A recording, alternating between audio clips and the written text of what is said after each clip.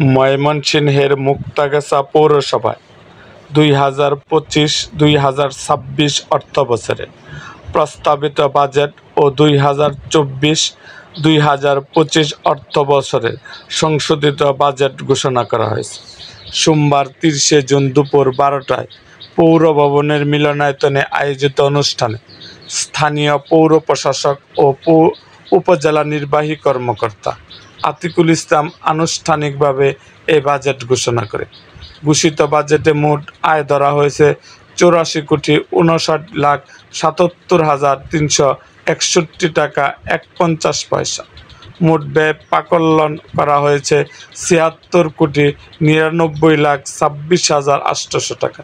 এতে বাজেট উদ্বৃত্ত রয়েছে 7,50,50,561 টাকা 51 পয়সা। বাজেট সভায় সভাপতিত্ব করেন পৌর প্রশাসক আতিকুল ইসলাম। উপস্থিত ছিলেন পৌর নির্বাহী কর্মকর্তা আবু আহমেদ আবদুল্লাহ, উপজেলা প্রকৌশলী, পৌর কর্ম সম্পাদন সহায়তা কমিটির বিভিন্ন ওয়ার্ডের সদস্য, উপজেলা সমাজসেবা কর্মকর্তা, যুব উন্নয়ন কর্মকর্তা, শিক্ষা অফিসার সহ বিভিন্ন দপ্তরের কর্মকর্তা, কর্মচারী, শিক্ষক, সাংবাদিক ও সুধীজন।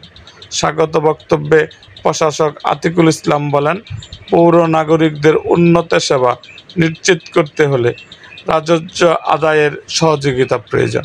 তিনি বাজেট বাস্তবায়নে সবার সহযোগিতা কামনা করেন এবং জলাবদ্ধতা, ড্রেনেজ, আলোকসজ্জা, সিসিটিভি স্থাপন, নিরাপত্তা, সড়ক নির্মাণ, আইন শৃঙ্খলা রক্ষা ও নাগরিক সেবা উন্নয়নে সম্মিলিত উদ্যোগ গ্রহণের উপর গুরুত্ব আরোপ করেন। সভায় উপস্থিত সদস্যরা বাজেটকে সময়োপযোগী ও জনকল্যাণমূলক হিসাবে আখ্যা দেন এবং তা বাস্তবায়নের জন্য পূর্ণ সহায়তার আশ্বাস দেন।